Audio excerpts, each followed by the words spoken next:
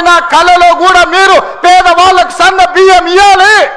ఈ సన్న బియ్యం తల్లిదండ్రులు కన్న తల్లి తన బిడ్డకు సంటి బిడ్డకు బుక్కడి బువ్వ తినిపించే పథకం ఎన్నడైనా మీరు ఆలోచన చేసిండ్రా?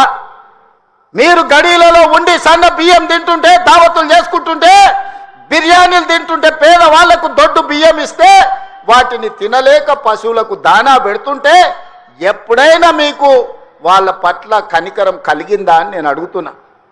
ఇవాళ నేను అడుగుతున్న మిత్రుల ఈ వేదిక మీద నుంచి ఒక ఆయన అంటున్నాడు, ఇంతకాలం శ్రీధర్ బాబు గారు, అడ్లూరు లక్ష్మణ్ గారు అనేవాళ్ళు ఆయన పెద్ద మనిషి అని.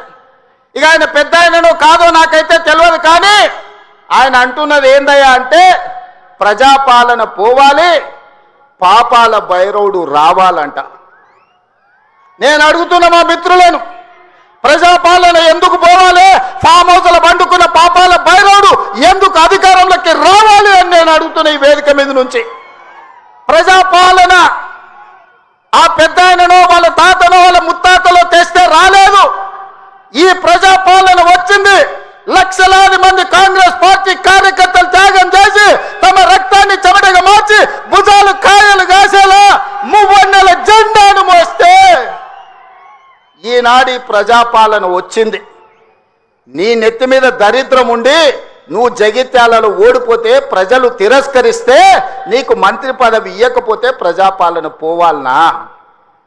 ఇవాళ నిన్ను పెద్ద మనిషి అని మేము పిలవాలనా? పెద్ద మనిషి అని పిలిపించుకునే అర్హత నీకు ఉన్నదా అని నేను ఈ వేదిక మీద నుంచి అడుగుతున్నా.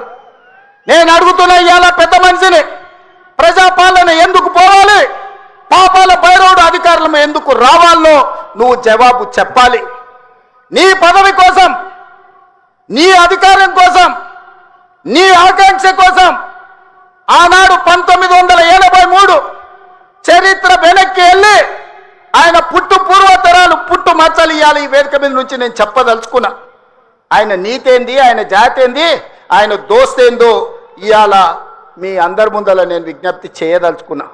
మిత్రులారా, 1983లో తుమ్మల నాగేశ్వరరావు గారు సజీవ సాక్షి.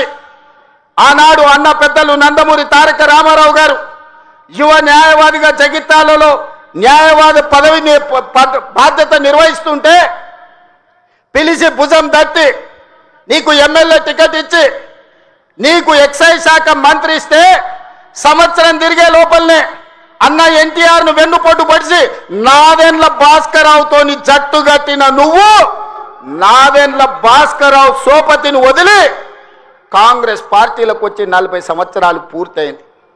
నేను అడుగుతున్నా పెద్ద మనిషిని, ఈ 40 ఏళ్ళు జగిత్యాల నియోజకవర్గమే కాదు కరీంనగర్ జిల్లాలో ప్రతి కాంగ్రెస్ పార్టీ కార్యకర్త 14 ఎన్నికల్లో 11 సార్లు ఎమ్మెల్యే, 3 సార్లు ఎంపీ, 1 సారి ఎమ్మెల్సీ, 14-15 సార్లు బీభావిస్తే దుఃఖాన్ని దిగముంగుకొని ఎన్టీఆర్ను వెన్నుపోటు పడిచిన నిన్ను, నాదెండ్ల భాస్కరరావు అనుచరుడైన నిన్ను ఎమ్మెల్యేగా, ఎంపీగా, ఎమ్మెల్సీగా ఏ ఎన్నికల్లో పోటీ చేసినా వేలాది మంది కాంగ్రెస్ పార్టీ కార్యకర్తలు నిన్ను భుజాల మీద మోసిన మాట నిజం కాదా?